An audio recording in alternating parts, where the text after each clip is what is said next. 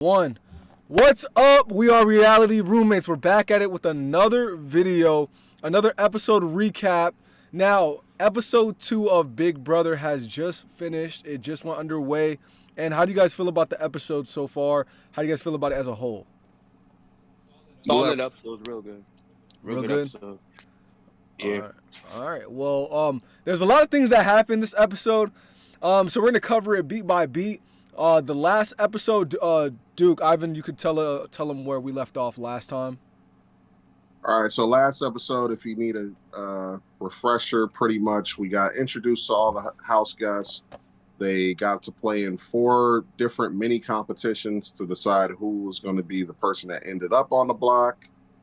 So we ended up with Kirsten, Jared, Felicia, and Corey on the block. We didn't have an HOH. That was all that we were left with. And then we got the surprise with Cirie coming in as a 17th house guest. Yes. And that was... So Cirie is a 17th house guest. And honestly, this episode, starting off with what began this episode, was we had Izzy. She already knew this. Yeah. She already knew this instantly. How'd you guys feel about her kind of pulling Jared to the side and letting him know about that she knows that she's a big fan of Survivor and that she knows that they're mom and son? I feel like it was smart because now she has that leverage over them, so they were forced to like team up with her, and like it's either that or she kind of just spills their secret. Yeah. So they had to like, you know what I'm saying, team up with her. So that was very smart on her end. Yeah. It was smart on her behalf, but I did not like, I don't know if you guys caught it, but I did not like how, like, I don't think it was smart on purpose, is what I'm trying to say. Because she kind of bloated out loud, like, oh, Jared, that means... And it's like, dude, people weren't paying attention. So she got lucky, or I should say, Jared and Cirie got lucky that no one else caught on to what she was saying. Yeah. She wasn't it at first. She said that shit out loud, and then that's when Jared decided, no, let's talk over here, and pulled her to the side. But she didn't pull him to the side. She was just talking loud. That is very true. I did kind of notice that she got lucky that no one was paying attention, but it is big leverage that she could use later on. She's kind of creating that onion, that Derek onion, like, you know, which I keep bringing up because it's such a great game plan. So now she has potentially 2 shields in front of her that she could use as leverage. She got lucky, bro. She turned it into a lucky situation. Yeah, absolutely. But now, speaking of alliances, because it's clear that them 3 are going to be a solid alliance because they kind of, Jared and Cirie are kind of forced to become an alliance with her. Let's speak about how Kirsten tried to make an alliance with, what's the 5? The 5 that kind of got created? 5. The what? The Phalanx 5. The Phalanx 5. All right, first off, terrible name. Let's be honest. Yeah. Terrible name. Wait, who came up with the name? Was it Kirsten? No. It was probably Kirsten. Luke. Yeah, it was Luke. And they were in the workout room, it seemed like, and they were talking about workout, and then the conversation transferred to being an alliance group, mainly stirred by Kirsten. Like, in the diary room, she seemed very hype about the alliance, but it seemed a little foo-foo. It seemed a little fake. How do you guys feel about the alliance? Willie, we'll start with you. I don't know why she's trying to play the game too fast. Like she just caused all that attention to herself when she didn't need it. Like she was chilling. She would have been chilling, but she just called all that attention. She wanted alliance here. Oh, now we're in alliance. Like for what? No reason. You should never start an alliance day 1. I don't know why she did that. That was very, very dumb. Yeah, I mean, her whole gameplay as a whole thus far has been the definition of just doing too much. Like, as far as my knowledge goes, as far as what's been happening beyond the episode around this time, Cirie, Felicia, they wanted to work with her, but they began to see that she was running around and making deals everywhere. And it's like, I think what happened to Kirsten is she forgot she was on the block. Yeah. Or maybe because she was on the block with 3 other people. So she got comfortable to the idea of like, hey, I'm up here with 3 other people. They can't choose me. Yeah. You know, like actually they can, you know, so. Yeah. Man, that's a great point.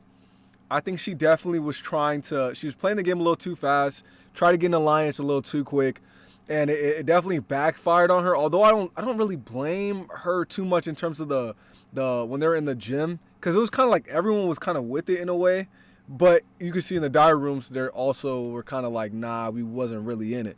She was the only one who truly believed it.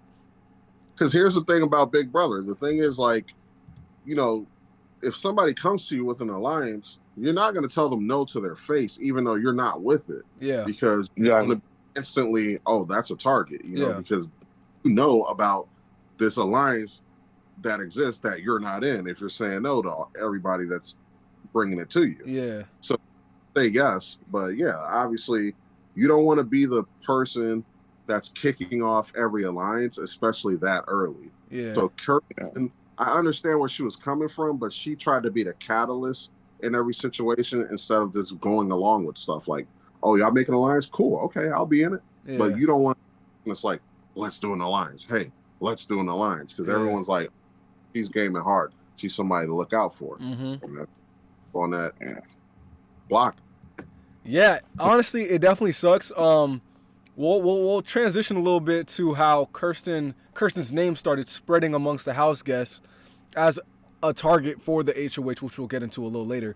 But Jared actually goes to his mother and tells her that, oh, you know, Kirsten is out here trying to make alliances. And then Siri, that's her name? Siri, she then tells Felicia, which I kind of like. I kind of like the duo between Siri and Felicia. So she tells Felicia, and then that's kind of how Jared, Felicia, and Siri are like all together in a way. I kind of think Jared's putting himself in a great position in this game, kind of creating that onion-like layer. But how do you guys feel about Kirsten's name just being spread all over? Do you think she deserves it? How do you guys feel? We'll start with you. I feel like she deserves it. Like, why are you playing so hard for no reason? Like, there was no reason for her to like just be playing so hard. So I feel like she just dug her own grave, and she's gonna have to deal with it because it is what it is.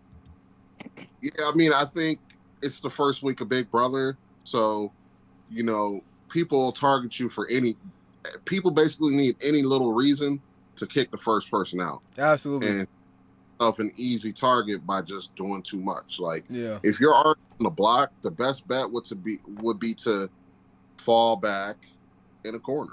You feel me? Yeah. All the way back and just chill. Which honestly I feel like we're getting some floaters. Because this episode was not showing a couple people. This episode was definitely hiding people, and I feel like one of those people were Luke, I believe. Luke was like, there's a lot of people. Yeah, America. Like, there's a lot of people kind of falling in the shadows, which I think should be, you know, a problem later on. But for right now, they seem to be happily in the shadows. But let's get into the HOH competition. First, how do you guys feel about the competition itself? Did you guys like the competition? Usually they have that specific one in the middle of the season. They started it. This is like one of the first competitions. The balance, whoever can finish, running in the balance beam the fastest. Actually, they did that early last season as well. Really? You guys remember Jasmine? That's how she hurt her ankle, and then she that is true. Yeah, so early last year as well, I guess maybe, but yeah, in years previous, they've done it like in the middle of the season or later. But I guess maybe this is going to be a comp that's in the early part of the season now. Yeah. I liked it. It was very simple, but at the same time, it made for good TV watching everybody fall off or seeing who's throwing the comp. I did think it was a simple comp, but somehow people were overthinking it by trying to like go around when it's like, yo, the blue beam is clearly the best beam to go on. Yeah. So how'd you guys feel about what's his name? The deaf surfer? Matt, yeah, Matt seemed to be showing his skills off pretty well. Didn't he have a low time? Did he? I don't remember too much.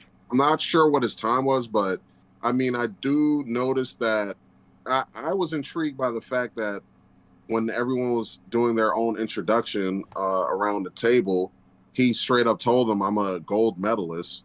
Like, I didn't think he would do that, but he actually did. And it's like, that kind of, if I'm in the house at least, that would put a target on his back. Like, yo, this dude is clearly very competitive. He's in shape. He's going to be gunning for competitions. This guy likes. So if I was in the house, I'll be holding on to that. Like, this is something I need to worry about later. Yeah, no, absolutely. Yeah, he should have. He really should have like held on to that information. I ain't gonna lie to you. As one of my picks, that was a terrible thing to say. Like, I'm an Olympic, whatever he is, a swimmer, right? He's an Olympic swimmer or something like that. Yeah, I don't know why you would tell that to the house guests, but that was a bad move right there. Yeah, so after the competition, we saw that Riley was the one to win. One of my picks from the BB draft. If you guys haven't seen the draft, go watch our drafts. But yeah, so Riley was the winner. And wait. Riley's not one of your picks. Isn't she? She's one of my picks, sir. Oh yeah. Willis picked America. I don't know. Wait, did I? You picked America. Yeah, you picked America like a goofy. And yeah. Wow, I think I just made a miss. Okay. Yeah. It's all right. We don't need Riley anyways. She won the first HOH. Who cares? But so that was a good look for me. Yeah, good look for you. I'll give you your props. For a second, I thought I had her, but it turns out I have America. But Riley did win the HOH. How do you guys feel about Riley winning the HOH? And yeah. How do you guys feel about that? Well, being as she's one of my picks, I felt amazing. First HOH always is able to kind of set themselves up a bit as far as like easily building allies. You're gonna have people coming to you like, hey, please take me off. And well, in this case, usually it's don't put me up, but in her situation this week is please take me off and I'll give you my loyalty and all that stuff. So it's good positioning for her. Yeah.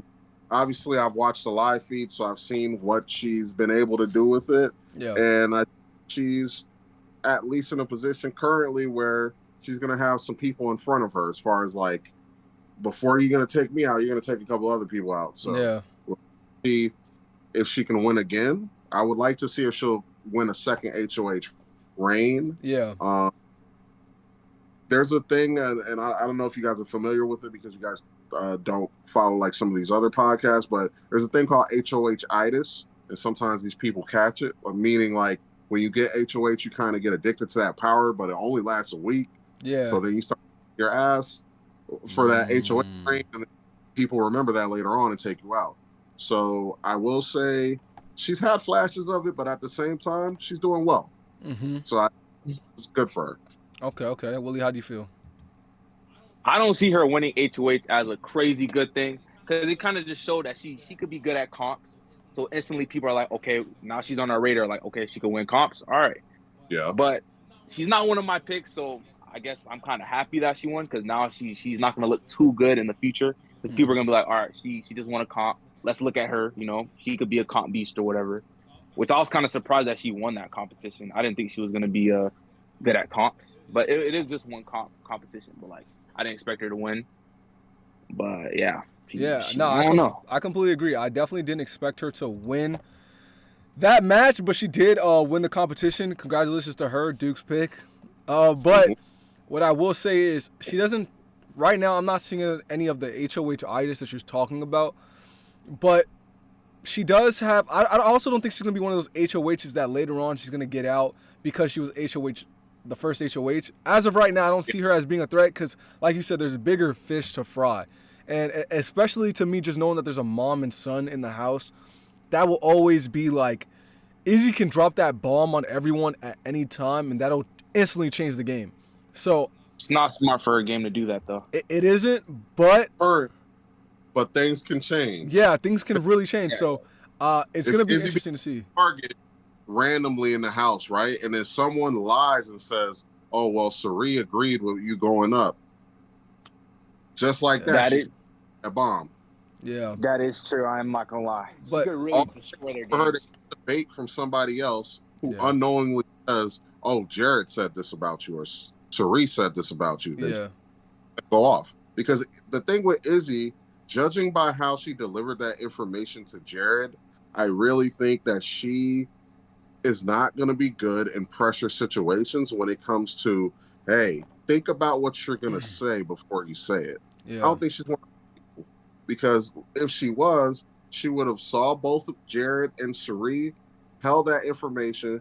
Hey, later I'm going to pull Jared to the side and be like, yo, I think that's your mom's, da da da. But instead, immediately she blew up with that information, practically said it in front of everyone. Yeah. Luckily, they hear it. So I don't trust her with that kind of information. Yeah. That is probably the dumbest thing she could have done, was like, yo, that's your mom or whatever. However she said it, that could have been the dumbest thing she could have done. Not gonna lie.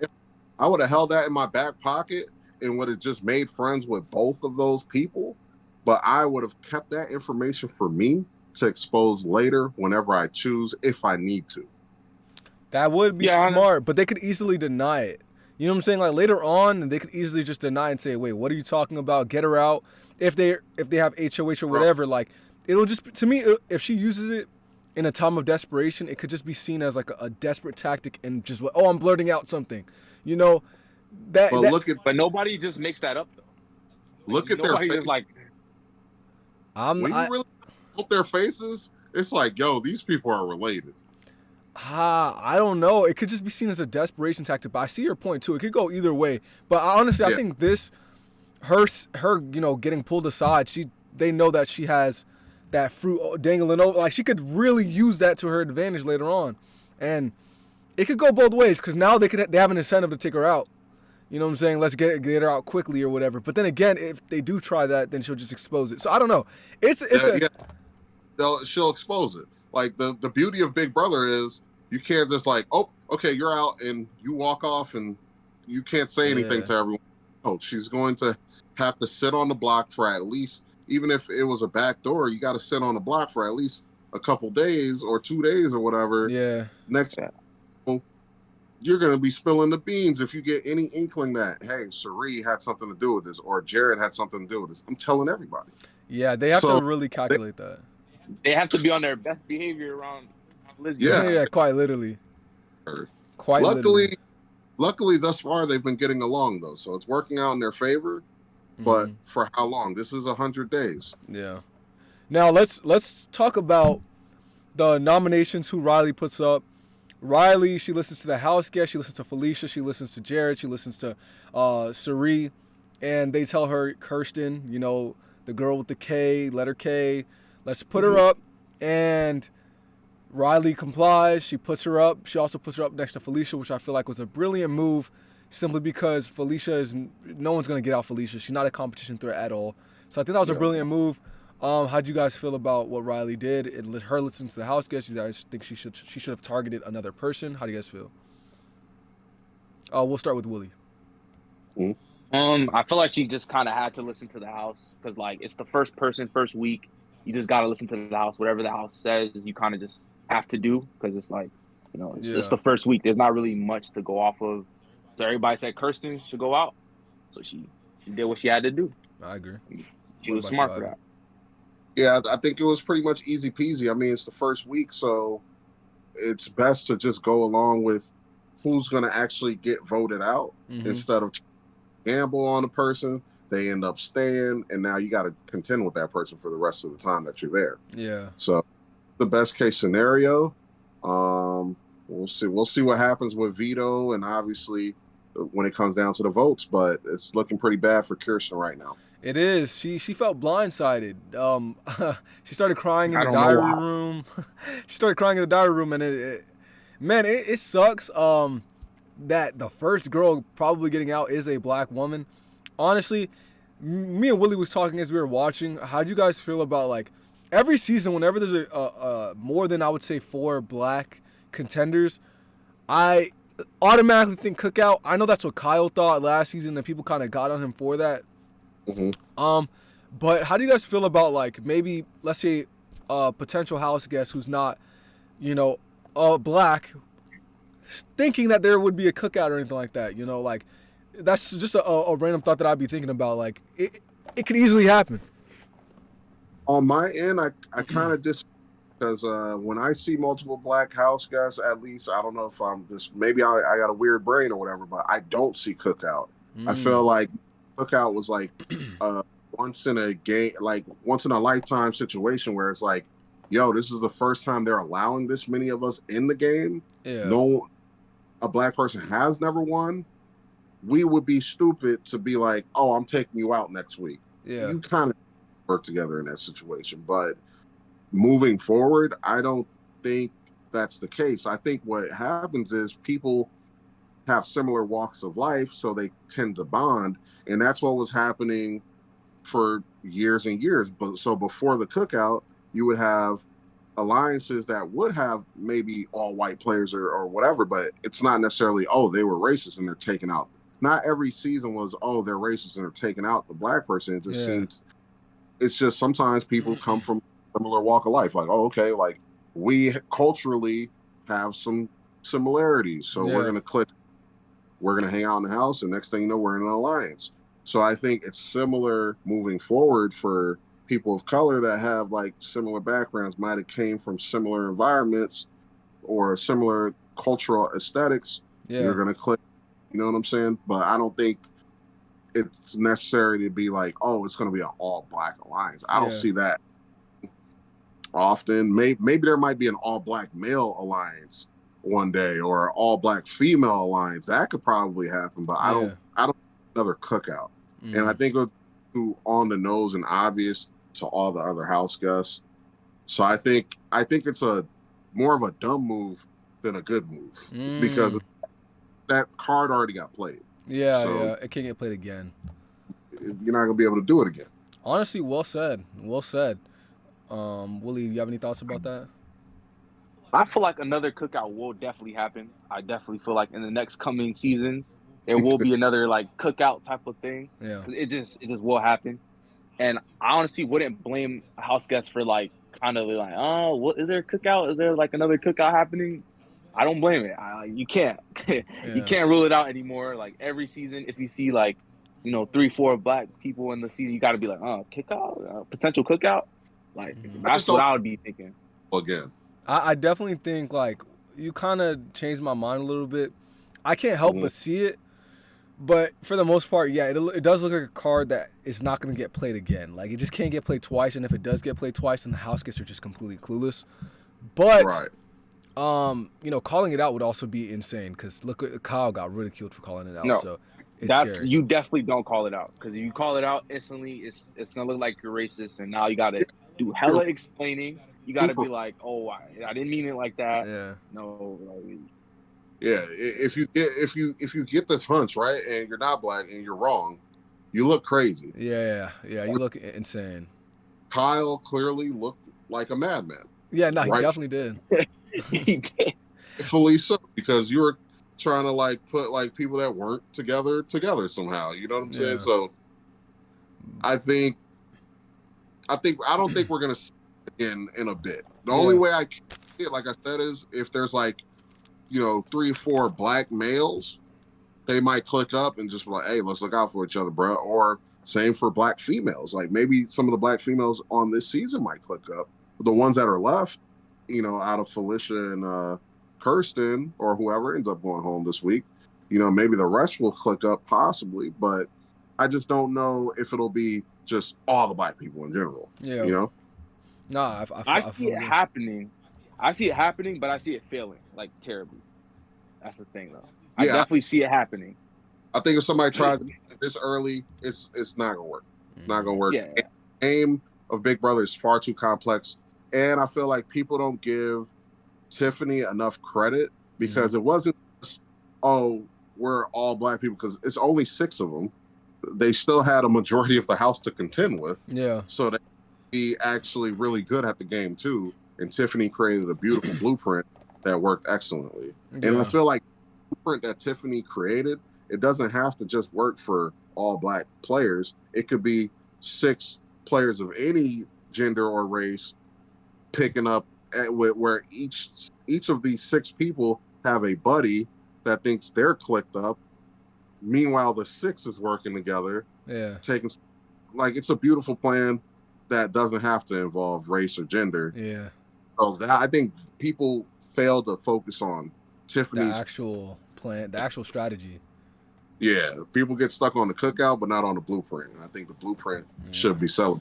Well, I feel like that blueprint will happen again. That whole like buddy system. yeah, It honestly system is should. elite right there. it's Great planning. ingenious. Yeah. It's literally a genius plan, and I would love to see it take place again because it's so dope how it works. You know what I'm saying? So I think it can happen again for sure. It's definitely gonna suck to see Kirsten leave the house. But who knows? It is Big Brother, so you never know. You know, expect the unexpected, and that's One thing. yeah. Shout out to Kirsten's diary room clips. That's all I'm gonna say. What do you mean? It was giving.